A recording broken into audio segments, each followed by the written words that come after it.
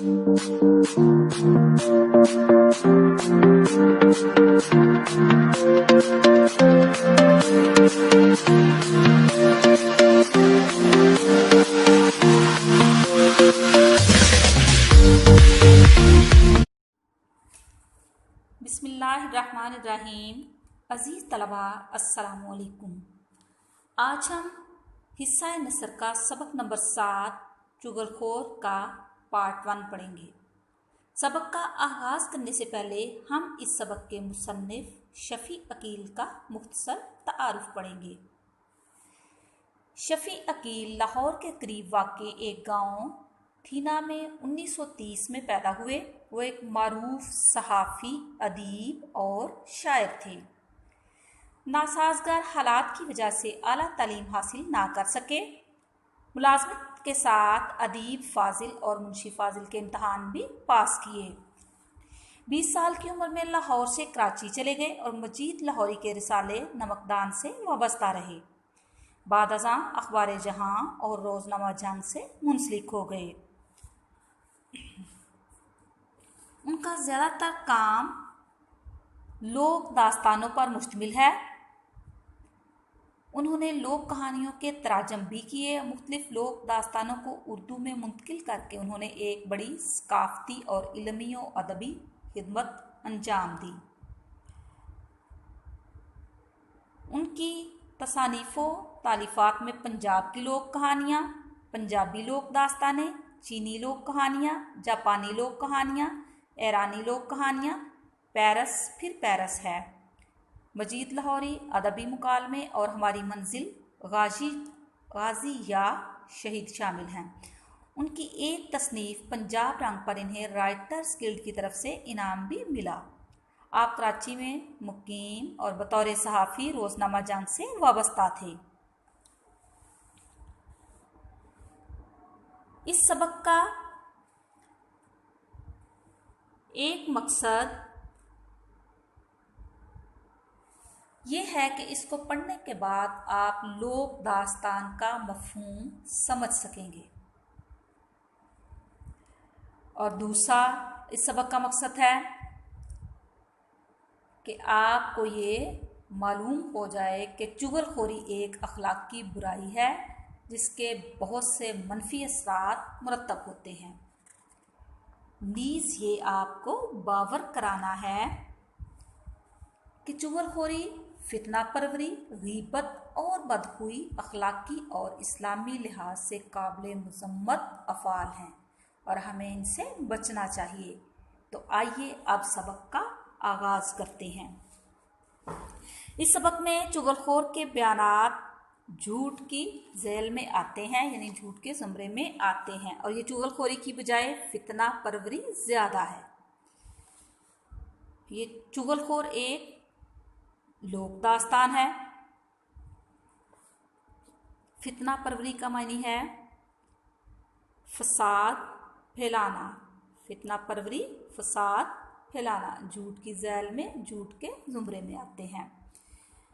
ये एक लोक कहानी है। ये लोक कहानियाँ या लोक दास्तानें किसी मुआशरे, तहजीब और ज़ुबान का कीमती सरमाया होती हैं। सरमाया होती हैं, कीमती दौलत होती हैं। इन कहानियों के मुसन्निफ़ का किसी को अता पता नहीं होता। ये कहानियाँ सीना पसीना एक नस्ल से दूसरी नस्ल में मुंतकिल होती रहती हैं।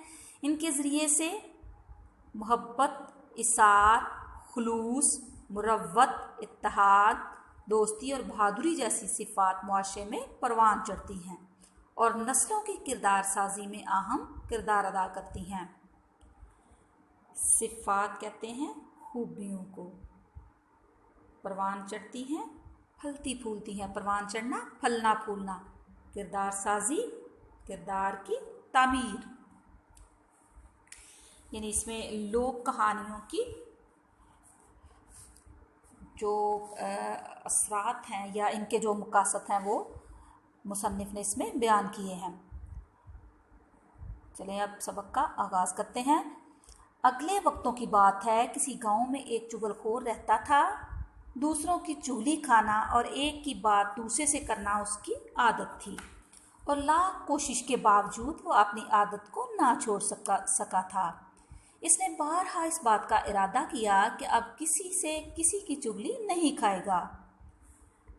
बारहा, कई बार, यानी कई मरतबा उसने ये इरादा किया कि अब वो ये बुरी आदत छोड़ देगा और किसी की चुगली नहीं खाएगा। एक की बात दूसरे से नहीं कहेगा, लेकिन हर बार वो अपने इस इरादे में नाकाम हो गया। दरअसल वो अपनी आदत से मजबूर था और इस आदत की वजह से इसे अपनी मुलाजमत से भी हाथ धोना पड़ा। हाथ धोना पड़ा यानी उसकी नौकरी ख़त्म हो गई, उसकी नौकरी जाती रही। चनाचे वो बेकार था। उसने दूसरी मुलाजमत की बतेरी कोशिश की, मगर वो इसमें कामयाब ना हो सका। बतेरी कोशिश की, बहुत ज़्यादा कोशिश की। कुछ दिन तक तो वो अपनी जमा पूंजी पर गुजर बसर करता रहा, लेकिन जब थोड़ा थोड़ा करके इसका सारा सरमाया ख़त्म हो गया तो वो बहुत परेशान हुआ। जमा पूंजी, जमा की हुई रकम।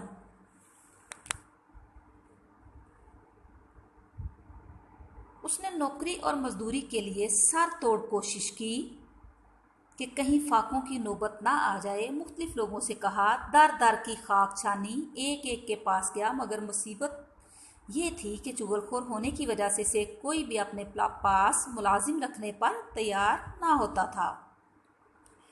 सर तोड़ कोशिश करना, बहुत ज़्यादा कोशिश करना। फाकों की नौबत, भूखा रहने का वक्त, यानी उसे चुगलखोरी की बुरी आदत थी। वो दूसरों की बुराइयां किया करता था और अपनी इस बुरी आदत की वजह से उसकी नौकरी भी जाती रही और कोई भी उसको अपने पास काम पे रखने के लिए तैयार ना था। उसने बड़ी कोशिश भी की, लेकिन वो अपनी इस आदत को ना छोड़ सका। गांव के तमाम लोग इससे अच्छी तरह वाकिफ थे और इसकी चुगली खाने की आदत के बारे में जानते थे, इसलिए इसे कोई भी मुंह ना लगाता था। आखिर जब वो मुसलसल नाकामियों से तंग आ गया और नौबत वाकई फाकों तक आ पहुंची तो उसने दिल में सोचा कि इस गांव को छोड़ देना चाहिए और कहीं और चलकर किस्मत आजमाई करनी चाहिए। वाकई फाकों तक, नौबत फाकों तक आ जाना यानी भूखा रहने का वक्त आ गया।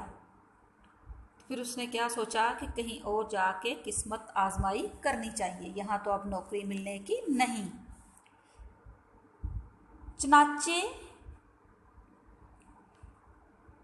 चनाचे उसने थोड़ा बहुत ज़रूरी सामान लिया और गांव छोड़कर सफ़र पर रवाना हो गया ताकि किसी दूसरे गांव या शहर में जाकर मेहनत मजदूरी करे। चलते चलाते वो एक और गांव में जा पहुंचा। ये गांव उसके लिए नया था और इसे वहां कोई नहीं जानता था, इसलिए इसे उम्मीद थी कि यहाँ नौकरी मिल जाएगी। लिहाजा वो एक किसान के पास गया और उससे कहा, मुझे अपनी मुलाजमत में रख लें। किसान ने इससे दरियाफ्त किया, तुम क्या काम कर सकते हो? दरियाफ्त करना, पूछना। दरियाफ्त किया, पूछा, उससे पूछा कि तुम क्या काम कर सकते हो। चुगलखोर ने जवाब दिया, मुझे खेती बाड़ी का सारा काम आता है, ये काम मैं अच्छी तरह कर सकता हूँ। खेती बाड़ी, काश्तकारी। इत्तेफाक की बात यह है कि वो किसान अकेला था और खेतों के कामकाज में इसका हाथ बटाने वाला कोई ना था। उसे एक मुलाजिम की ज़रूरत भी थी, इसलिए इसने सोचा चलो इसे ही मुलाजिम रख लेता हूँ, ये भी ज़रूरतमंद है और मेरा भी काम हल्का हो जाएगा। यही सोचकर उसने चुगलखोर से पूछा, अगर मैं तुम्हें अपने पास मुलाजिम रख लूँ तो तुम क्या तनख्वाह लोगे?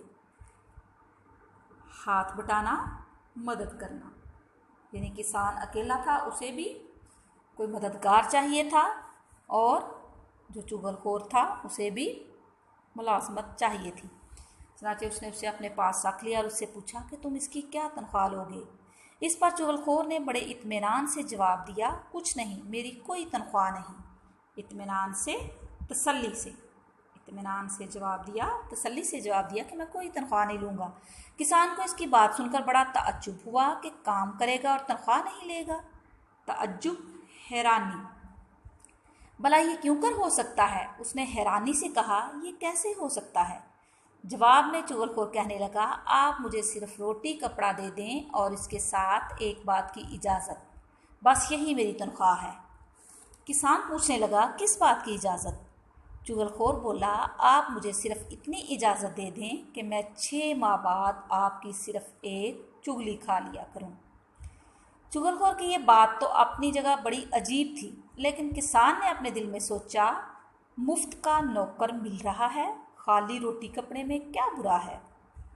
फिर उसने अपने आप को आमादा करने के लिए कहा, 6 माह बाद एक चुगली खाता है तो खा ले, मेरा क्या जाता है। ये किसी से मेरी चुगली खाकर मेरा क्या बिगाड़ लेगा।